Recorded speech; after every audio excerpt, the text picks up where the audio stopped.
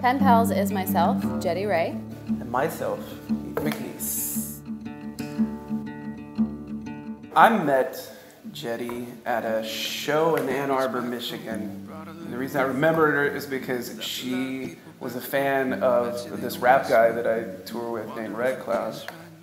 Shout outs to Red Cloud. Shout outs to Red Cloud. I thought it was interesting. Like, there aren't like a lot of just like white girls that know who he is, so I just thought that it was really interesting. Yeah, actually, when you brought that up yesterday, I finally remembered that. I was like, oh, yeah. I was like, hey, Heath, do you know somebody named Red Cloud? Because I had seen him in Hawaii. So that was kind of random. Because she was in a rap group. True story. You want to tell him about that? I was in a few rap groups, so when Heath reached out to me for the project, I was like, sweet, I'm going to do some rap again. So let's talk about how we came up with the name Pen Pals and like how we started this project, how you started this project, I guess. Kind of curious about that.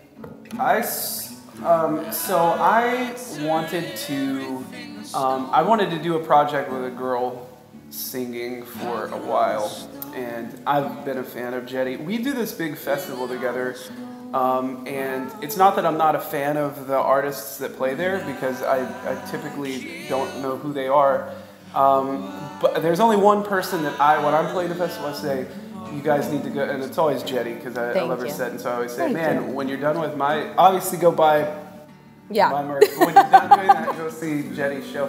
So I knew that I would like for her to do it, but she's busy and super busy. So what I wanted to do is kind of have a few songs written, and then I called, and I wasn't even asking, like, do you want to do a project together? It was really shy, like, maybe just like sing on a couple songs.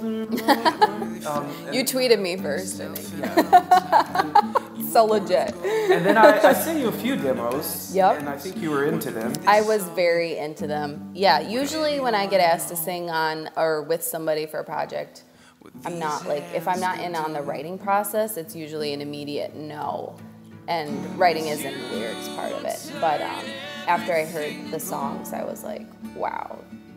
I relate to all of these in some way and really appreciate the artistry and the melody and just the format behind all of them and the feeling, which is really important to me to be able to sing something that I believe in and stand behind. So I was really excited about this. Yeah, and I think that's when we decided that's when she was a little more like, hey, I'm down to do this. Yeah. And I think that's when I was more like, okay, well, do you want to do like a group? You know, be like in a group with me? I've already had requests for us to do a Christmas album, by the way. That would be super, that would be right on the nose. Just white girl singing. Ugly sweaters. Yeah, absolutely. I think that the one thing that I remember saying this was, she's such a good songwriter.